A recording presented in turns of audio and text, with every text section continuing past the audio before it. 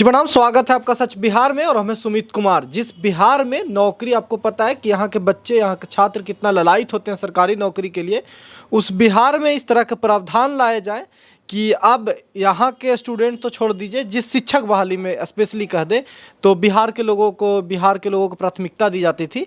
अब इस तरह का प्रावधान लाया जाए, सिर्फ अगर बच्चों की अकॉर्डिंग सुने, छात्रों के अकॉर्डिंग अगर समझे इस बात को, कि इसलिए क्योंकि यहाँ के मुख्यमंत्री को प्रधानमंत्री बनना है, इस उद्देश्य से अगर लाया जाए तो सोचिए किस तरह का बवंडर मचेगा। शिक्षक बहाली में जो प्रक्रिया है उसमें एक नया नियमावली ऐड किया गया है, नया चेंजिंग लाया गया है। इतने भी मतलब अब बाकी स्टेट हैं इंडिया के, बिहार के अलावा भी, वो भी अब इस फॉर्म का, इस बहाली प्रक्रिया का हिस्सा बन सकते हैं। और जो मतलब इसके लायक हों, जो स्टेट टीईटी या फिर सेंट्रल टीईटी में टीईटी का पास का हिस्सा रह चुके हैं। तो अभी हम हैं प्लेटफॉर्म कोचिंग में और यहाँ के संस्थापक हैं नवीन सर। सर आपका बहुत बहुत शुक्रिया हमें समय देने के लिए। जी बहुत बहुत धन्यवाद आप। किस तरह का चेंजेस सर, इस तरह का चेंजेस अगर बिहार में की जाती है, आप लगातार आप लोग स्टूडेंट्स के बीच में रहते हैं, क्या प्रतिक्रिया लोगों की आ रही है और इसका क्या सही चीज़ होना चाहिए? ये तो सभी समझते हैं कि अच्छी प्रतिक्रिया नहीं आएगी, सब परेशान हैं। कंपटीशन लेवल लगातार बढ़ा है इससे, और जितनी भीड़ थी उम्मीद है कि इससे दुगुनी भीड़ हो जाएगी। अब 9, 10, 11, 12 में तो प्रभाव नहीं पड़ेगा, और रिजर्व कैटेगरी में भी प्रभाव नहीं पड़ेगा। सबसे ज़्यादा प्रभाव प्राइमरी सेक्शन के यूआर कैटेगरी में पड़ना है। और चूँकि दिक्कत ये है कि गवर्नमेंट का जो पॉलिसी है, प्रत्येक साल वैकेंसी देती नहीं है। आप देखेंगे कि पिछले 12 साल में कितनी बार टीचर की बहाली हुई है, 12 साल 14 साल की बात ले लीजिए। तो दिक्कत ये है, इतने दिन बाद वैकेंसी आई और बीच मझधार का मतलब हुआ कि 15 दिन से फॉर्म भराया जा रहा था, और आपने बिहार में डोमिसाइल नीति पहली बार लागू किया इस बार, और बीच में जा कर के अचानक आप खुद इसमें अमेंडमेंट लाते हैं, ला देते हैं, और इसमें ला करके इसको डोमिसाइल को हटा देते हैं।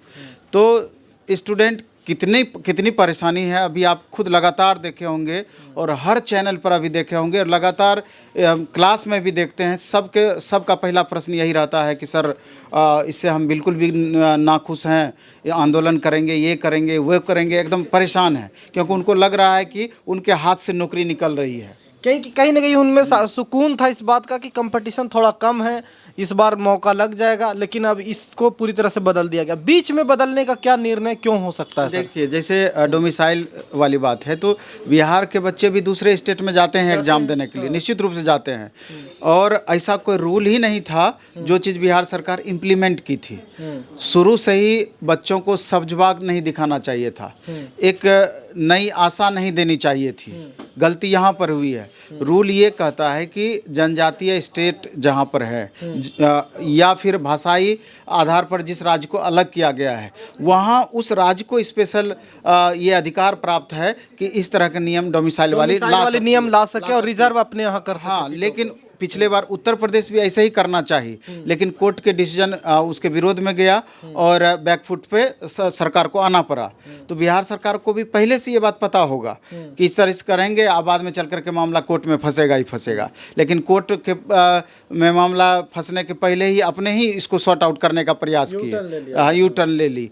तो इससे सबसे ज़्यादा परेशान यूआर कैटेगरी के स्टूडेंट हुए हैं। 1 to 5 के मैक्सिमम बच्चे प्रभावित हुए हैं, और रिजर्व कैटेगरी के बच्चे भी जो अच्छा मार्क्स लाते थे वो यूआर में घुसते थे। तो अब उन लोगों के लिए भी दिक्कत हो गया है। सर, तो ये हमें समझना ये है कि वहाँ पे इतने शिक्षाविद लोग हैं, इतने ज्ञानी लोग हैं, सब लोग बैठते हैं, ये चीज़ें तर्क नहीं की गई थी कि कोर्ट में ये मामला फंस सकता है बाद में, या फिर कोई और रीज़न भी हो सकता है इसमें? और वो बिहार जहाँ के बच्चे हर जगह के मतलब फॉर्म को भरते हैं, वो बिहार इस तरह का रूल लाता है, तो इस पे उल्टा पड़ेगा ये चीज़ें आने वाले समय में। ये चीज़ें तर्क नहीं हुई होगी क्या? नहीं, ये कैसे आप कहते हैं तर्क नहीं हुई होगी? सरकार की मंशा साफ नहीं दिखती है, इससे 100% जाहिर होती है, क्योंकि उनको ये बात पता होगा कि आगे चल करके मामला फंसेगा ही फंसेगा। अभी आप देखिए ना, 14-15 से ऊपर केस हो चुका है इस पर, और 12 दिन में 8 अमेंडमेंट आ चुकी है गवर्नमेंट के द्वारा। तो जब आप वैकेंसी देते हैं तो पहले से ही तो आपको पता होना चाहिए कि बच्चों को कहाँ दिक्कत हो सकती है, बाद में कहाँ कहाँ प्रश्न हमारे ऊपर उठ सकती है। अब बच्चे जाते हैं शिक्षा विभाग, तब वहाँ पर शिक्षा मंत्री से मिलते हैं, संबंधित अधिकारी से मिलते हैं, शिक्षा सचिव से मिलते हैं, तब उनको लगता है कि अरे लगता है कि यहाँ पर संशोधन होना चाहिए, गड़बड़ हो गया। तब जा कर के जितनी बार पहुँचते हैं उतनी बार आप सुधार करते हैं। तो ये कहीं ना कहीं सरकार की इससे कमजोरी दिखती है और इसमें परेशान स्टूडेंट दूरदर्शिता की कमी दिखती है कि आप कुछ भी डिसीजन ले रहे हैं उसमें दूरदर्शिता नहीं है, उसमें चर्चा नहीं है विशेष, और कुछ भी बदलाव हो रहा है। लेकिन सर अभी छात्रों का मनसा तो ये जिस तरह से ट्विटर कैंपेन चल रहा है, ये चल रहा है, अब लोग आंदोलन पे आएंगे।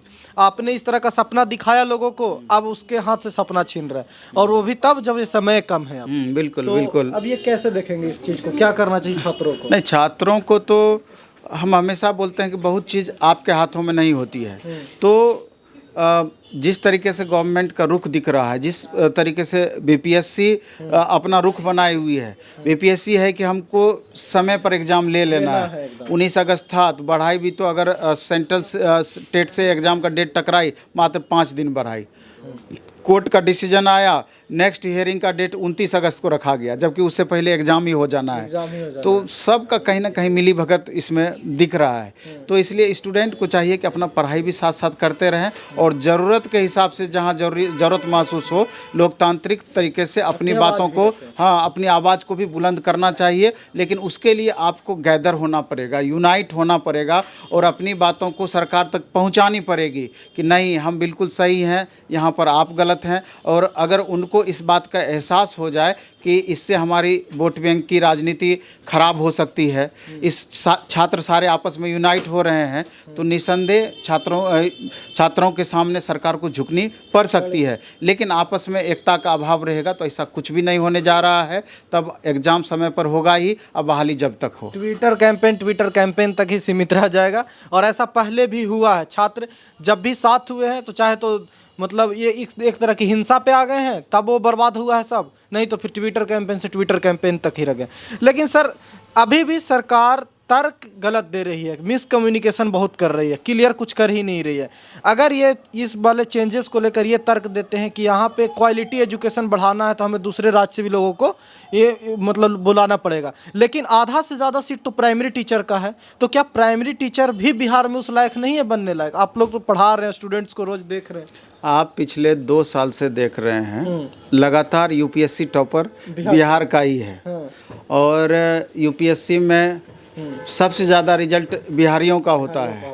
और सेंट्रल गवर्नमेंट की कौन सी ऐसी जॉब नहीं है जहां पर सबसे ज़्यादा रिजल्ट बिहारियों का होता है, नहीं होता हो। तो आप ये कहना बिल्कुल भी अनुचित है कि ये लोग कंपटीशन से डर रहे हैं। किसी भी सूरत में कंपटीशन से नहीं डर रहे हैं, और हर एग्ज़ाम के योग्य हैं। तो ये तो सरकार का निरर्थक तर्क है। निरर्थक तर्क? प्राइमरी शिक्षक में कोई स्पेसिफिक सब्जेक्ट तो होता नहीं है। और जैसे आप शुरू में ही बोले कि मुख्यमंत्री जी को प्रधानमंत्री बनना है, उप मुख्यमंत्री जी को मुख्यमंत्री बनना है, तो अभी आप देखेंगे तेजस्वी यादव जी का कहीं पर भी इससे रिलेटेड बयान नहीं आ रहा है। क्यों मूक दर्शक बने हुए हैं? स्टूडेंट के मर्म को क्यों नहीं समझने का कोशिश करते हैं? देखिए अभी कहाँ से बच्चे आए हुए हैं पढ़ाई करने के लिए, तैयारी करने के लिए। 1.5 महीना मुश्किल से समय बचा हुआ है, दिन रात एक किए हुए हैं, तब अचानक आपका एक ऐसा आदेश आ जाता है और लगता है कि उसका सपना चकनाचूर हो रहा है। क्यों नहीं परेशान होंगे? लास्ट सवाल है सर, अगर छात्र चाहते हैं कि हमें शिक्षकों को भी सपोर्ट मिले, इस मतलब एक सभ्य तरीके से, एक बोलते हैं कि शांति से प्रोटेस्ट में, तो क्या आप लोग साथ हैं इस चीज़ में? छात्रों के साथ हमेशा से शिक्षक रहे हैं, आगे भी रहेंगे। लेकिन छात्रों को आगे बढ़ना होगा, शिक्षक तो हमेशा उनके पीछे पीछे चलेंगे और ज़रूरत पड़ने पर राह भी दिखाएंगे आगे का। हमेशा शिक्षक साथ हैं, इसमें कहीं कोई शक की गुंजाइश नहीं है। शुक्रिया सर समय देने के लिए। बाकी छात्रों का कमेंट हम लगातार कल से देख रहे हैं कि आप इस पर बात क्यों नहीं कर रहे हैं। ठीक है भाई, बात कर रहे हैं।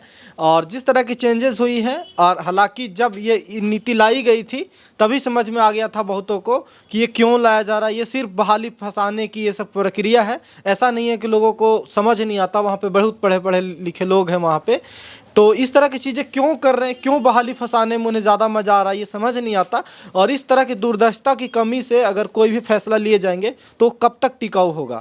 अगर इस तरह का प्रोटेस्ट होता है, छात्र सड़क पे आते हैं, तो इससे किसका नुकसान होगा, समझिए। और बाकी आपकी राय क्या है कमेंट करके ज़रूर बताइएगा। देखते हैं कि इस नियमावली का इम्पैक्ट क्या होता है छात्रों पे, आगे क्या कुछ बदलाव होते हैं इसमें, सारे अपडेट आपको दिए जाएंगे। देखते रहिए सच बिहार। नमस्कार।